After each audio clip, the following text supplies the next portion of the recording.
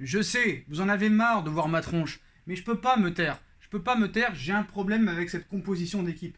J'ai un problème avec cette composition d'équipe. Parce que vraiment, je croyais que c'était du bluff. Qu'il n'allait pas mettre Herrera, même si Herrera, quand même, hein, il faut l'avouer, est très performant depuis la reprise du football. Donc, moi, franchement, qu'ils mettent Herrera à la base, moi, ça me dérange pas. Ça me dérange pas, mais il aurait fallu jeter Silva, mettre Marquinhos dans l'axe et mettre Herrera au milieu, accompagné de Paredes et Gay. Et moi, je peux pas me taire. Alors, vous allez me dire, t'en fais une affaire personnelle. Alors, peut-être que j'en fais une affaire personnelle. J'espère me tromper, mais non seulement j'ai un problème qu'ils mettent Paredes sur le banc, parce qu'il a vraiment un problème avec ce joueur, il le déteste maintenant. C'est prouvé, c'est prouvé. Donc on voit que Neymar n'a pas d'influence sur Tourelle, parce que Neymar apparemment préférerait jouer avec Paredes, ben il a mis Herrera. Donc vraiment, Paredes, il peut pas se le voir. Il le met quand vraiment il a plus d'autres options. Moi franchement, j'espère me tromper. Ce 4-4-2 en losange me pose problème. Me pose problème parce que c'est pas Neymar en 10 qui me pose problème. Parce que Neymar en 10, ça a été ses meilleurs matchs au Paris Saint-Germain lors de la saison 2018-2019. Il a joué les 6 premiers mois de Tourelle comme ça. Moi franchement, j'espère me tromper. J'espère que Paris va se qualifier en demi-finale de Ligue des Champions et qu'on va faire taire toutes ces Marseillaises et tous ces Français qui veulent qu'on perde ce soir, tous ces footix barcelonais et madrilènes qui veulent qu'on perde ce soir. J'aimerais qu'ils ferment leur gueule quand ils vont nous voir en demi-finale ce soir.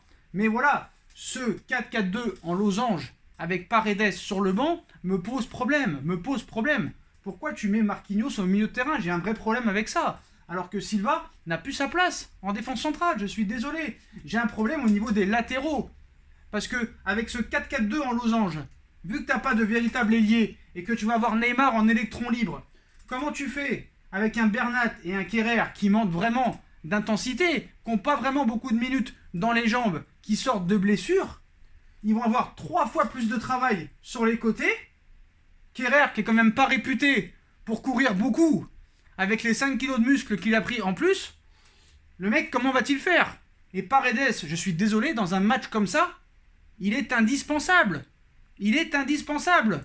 Sa faculté à provoquer, à faire des fautes sans prendre de carton jaune pour casser un peu le rythme. Donc je sais, il y a 5 changements.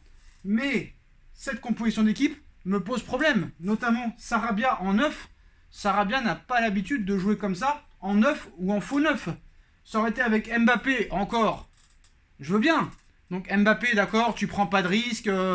Voilà, tu attends la dernière demi-heure en fonction du score. Mais il y a un problème, Pourquoi Marquinhos au milieu de terrain? Pourquoi Marquinhos au milieu de terrain? Pourquoi ce 4-4-2 en losange avec Kerrer et Bernat qui vont avoir 3 fois plus de boulot, ainsi que Neymar? Et là, ils vont tous se ruer sur Neymar.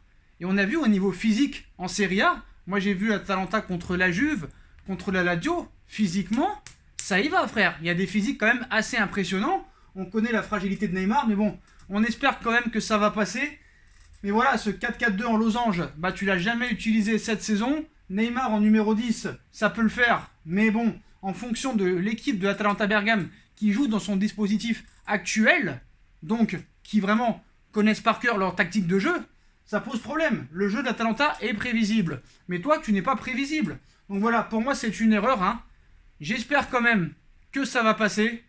Mais moi, les postos, j'ai un réel problème avec Marquinhos au milieu de terrain, avec Paredes sur le banc, et avec ce 4-4-2 en losange, à cause des latéraux qui vont avoir 3 fois plus de travail, c'est-à-dire qu'ils vont devoir attaquer et défendre en même temps, alors que c'est des joueurs qui n'ont pas vraiment beaucoup de minutes dans les jambes. Ça va poser problème. Pour moi, ça va poser problème.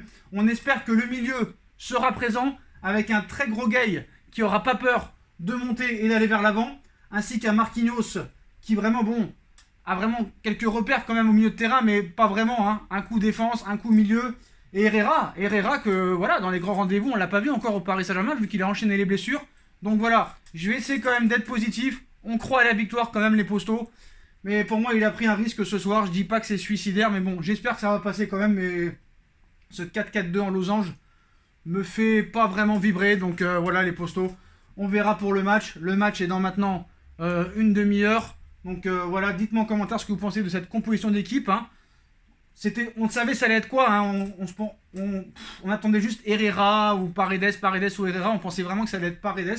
Mais voilà, c'est finalement Herrera avec des latéraux qui vont avoir beaucoup de travail. Donc voilà, avec un Neymar aussi qui va être vraiment qui va devoir être l'homme du match, hein, vraiment l'homme du match, hein, parce qu'il va devoir créer tout, le mec, et faire tout. Faire tout, parce que t'as pas de latéraux qui sont très offensifs, et t'as un milieu de terrain vraiment qui va essayer de bloquer un petit peu les phases offensives de l'Atalanta Bergame. Donc on va voir. On va voir ce que ça va donner. Mais je suis pas... Bon, on va voir. On se retrouve après le match, les postos, en espérant la qualification. Tchuss.